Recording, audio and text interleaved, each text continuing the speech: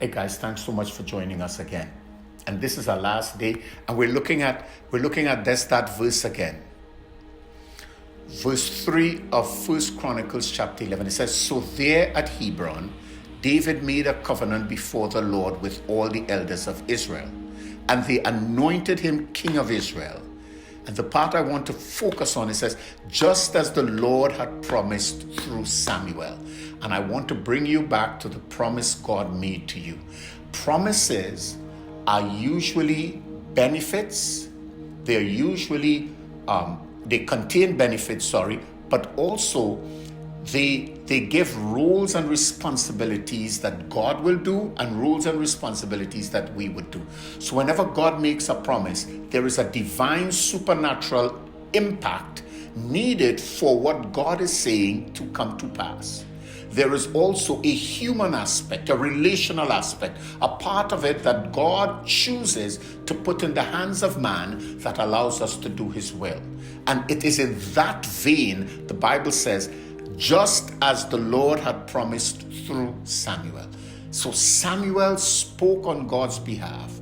And God, by his divine purpose and will, 15 years after, is bringing that word to pass. Samuel is already dead. God is bringing the word to pass. It is multi-generational. It passes beyond my ability to do it. God, as if with such precision and with such intentionality, moves everything around just to ensure that his word comes to pass and that his will be established. So today God is maneuvering. He's brought you into it. And when you look back today, as you reflect, reminisce, you begin to realize there are things that God would have done in your past. Lord, have your good mercy. That would have been painful.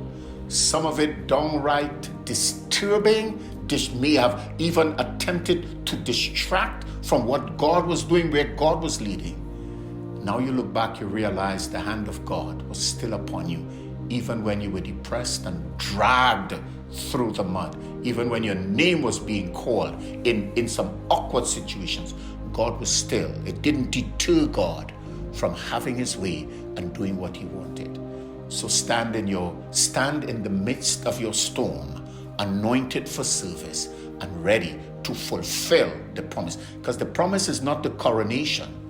The promise is that you would lead, that you will do, that you will become what God said you would. The coronation simply pushes you into the new season. It just announces the new season. Now you must walk into that new season with the purposes of God firmly planted in your heart and mind, and God being glorified.